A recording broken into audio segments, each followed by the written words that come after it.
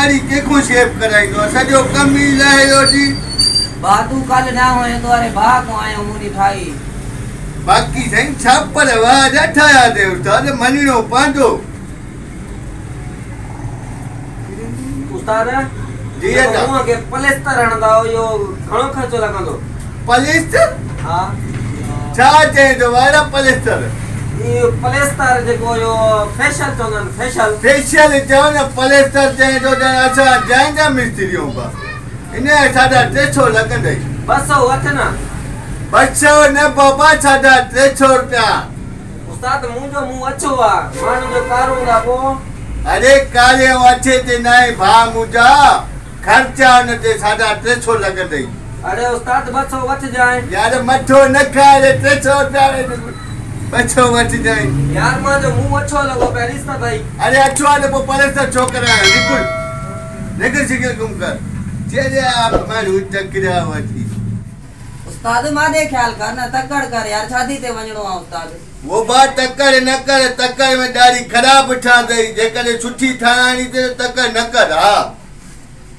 केड़ा सुठी से ठाणी तकड़ न कर चरियो नया सब समझा पयो भूखे पत उस्ताद उस्ताद यो वारन जा घणा वठना आयो पैसा वारन जो 70 लगन वारन जो 70 हां मुजा बा आ दाढ़ी शेप करायूं शेप जो 50 ब्रो आओ खत वडायूं खत तो 70 मैं हल्की कराऊं खत वठाई हां हां ये कैची जा सनडो करे हाँ। बैठो वरी प्लेट तक ये खत वटबो आ उआ उन 70 लगन 70 चरियो नया सब समझा पयो यो उस्ताद मारन जो घणो चयो है 70 आ दाढ़ी जो 50 आ शापर जो शापर दाढ़ी से ठांदा न यार फ्री में ठांदा अच्छा मना शापर दाढ़ी जो मना 50 है 70 आ जो खत वठाएंगे 70 शेप कराएंगे 50 सही